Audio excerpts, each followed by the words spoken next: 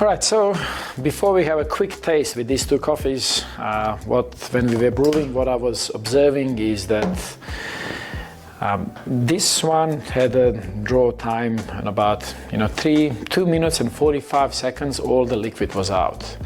While with this coffee that we have not done anti-choking or fan or brew tip, it had a little bit more water for longer, about 15 seconds longer than this brew.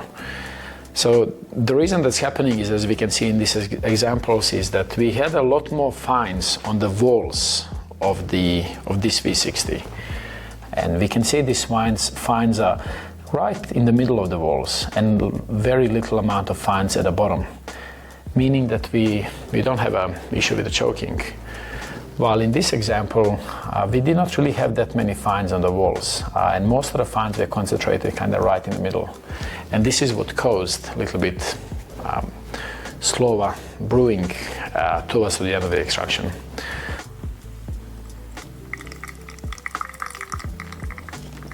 When it comes to taste, let's have a look.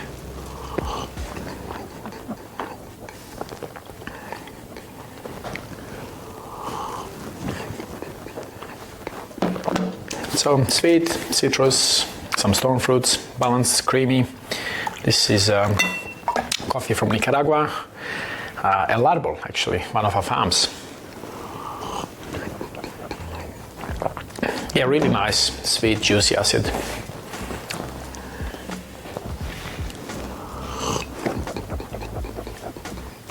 Okay, so that's interesting.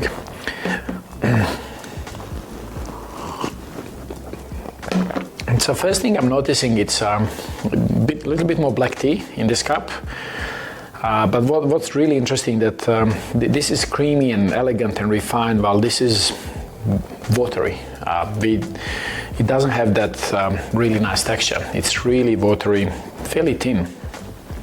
Difference in these two coffees for me, it's like at least 2.5 points.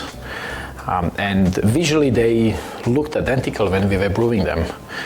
And if we were not comparing the timing as precisely as we did, many people would not even realize that there was a subtle difference in the pause.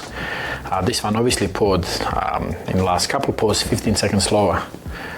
And this is what's possibly causing a little bit more of these black tea tannins and not really fully extracting enough of these medium grinds, and we are over extracting these fines.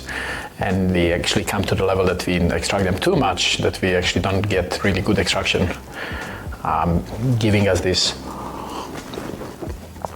sort of flat taste. Intensity of fruit is maybe 20 to 30% lower than here, and but this fruit is almost like an underripe or over-steeped tea rather than sweet, juicy, balanced. So